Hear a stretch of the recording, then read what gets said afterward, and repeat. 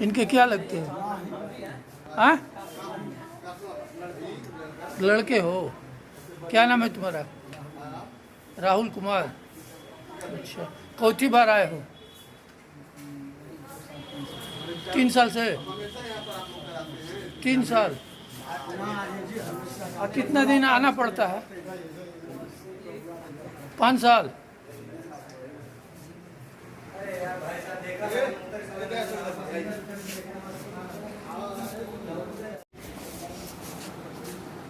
भैया अभी नवादा में इतने लोगों की संख्या में लोग मतलब इकट्ठा हुए हैं, क्या मामला है पूरा?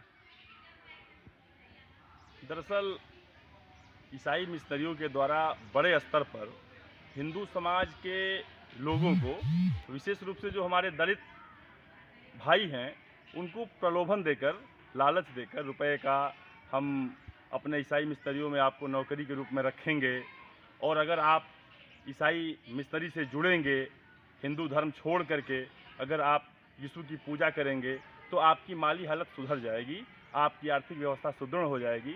इस प्रकार से कुछ लोग, ईसाई मिशनरियों के जो लोग दलाल कह लीजिए, वो लोग हिंदू समाज के दलित लोगों को गुमराह करने का काम कर रहे हैं। और उसी क्रम में नवादा बाराचौर ब्लॉक का एक गांव है, वहाँ सुनने में आया कि लगभग 28 की संख्या में, 28-30 की संख्या में लगभग जो है एक अपने दलित परिवार रहता है वहाँ दलित बस्ती में, और कुछ लोग बाहर के, जो लोग बलिया जनपद से थे और धर्मांतरण का काम बड़े रैकेट के तहत कराने का काम करते हैं, और उनको देखने के बाद लगा कि कई वर्षों से इस काम में उन लोगों की संलिप्तता है। बगल के उसी गांव के एक निवासी हैं संजय राय जी, और बगल के गांव शद्दोपुर के दयाशंकर तिवारी जी। दोनों लोग एक संघ के कार्य के निमित्त कहीं जा रहे थे।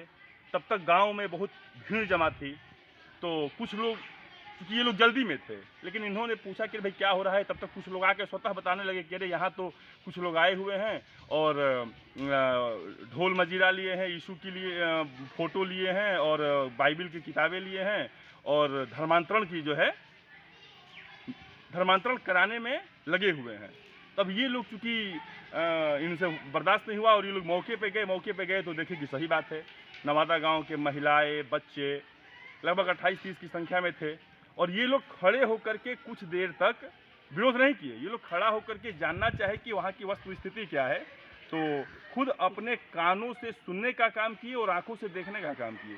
वहाँ जो गोरख प्रसाद नाम का एक व्यक्ति है, वो कह रहा था कि अगर पहले आप मेंबर बनोगे तो इतने हज़ार रुपए मिलेंगे, अस्थायी रूप से अगर आप ईसाई धर्म स्वीकार कर लोगे तो आपको 1 लाख रुपए मिलेंगे।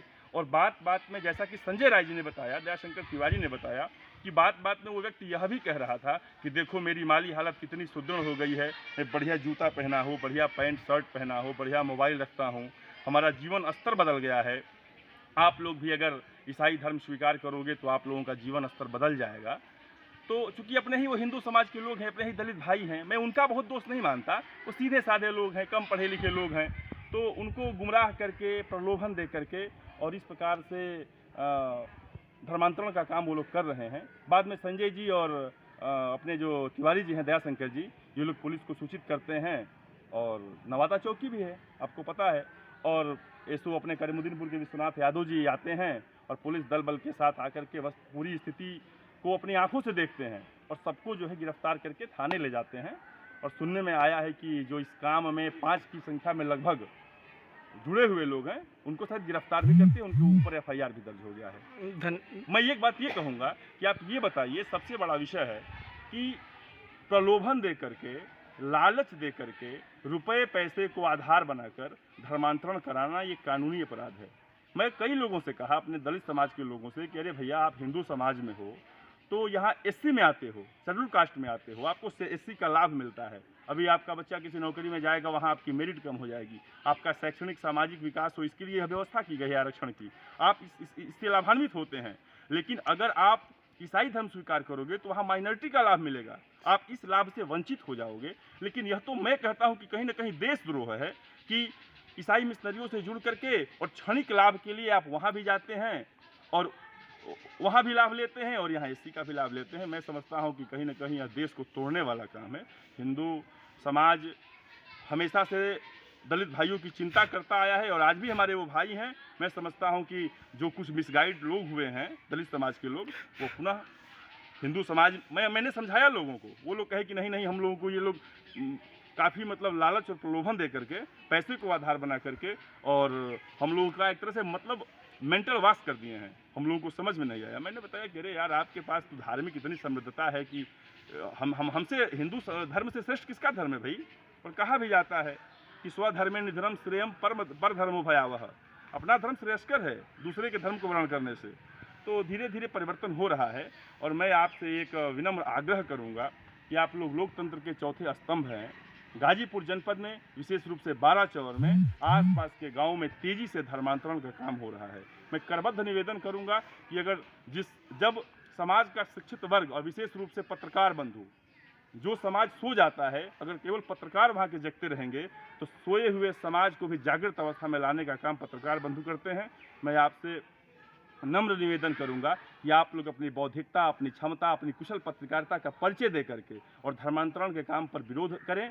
और कहीं न कहीं जहां हम लोगों की भी आहुति देने की काम होगी, हम लोग सभी लोग लग करके और एक निष्ठ होकर के भारत माता की जय जयकार करें। पूरे विश्व में वैश्विक स्तर पर हिंदू समाज की डंका बजे, हिंदू धर्म का जय जयकार हो। ठीक।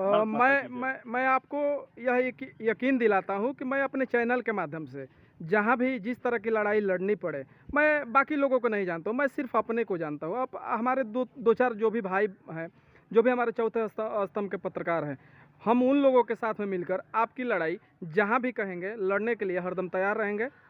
बहुत बहुत धन्यवाद भाई साहब। और देखिए, होता क्या है ना कि समाज का मैं भी एक संगठन से जुड़ा हूं और हमारे संगठन के एक बड़े व्यक्ति कहते थे कि समाज का सर्वश्रेष्ठ कार्यकर्ता जब अपने को बर्बाद करता है तो शेष समाज आबाद होता है। आप सोचिए, समाज में जितने बड़े जननेता हुए, अगर वो अपने लिए सोचे होते तो उनको कोई दिक्कत नहीं था। मैं गांधी का उदाहरण देता हूं भाई। देश गुलाम था, लेकिन गांधी जी अगर अपने लिए सोचे होते तो गुलाम और परतंत्र भारत में उनको कोई दिक्कत नहीं होती। वो तो बैरिस्टर थे, 1915 में साउथ अफ्रीका से आए, वो ठीक ढंग से रह सकते थे।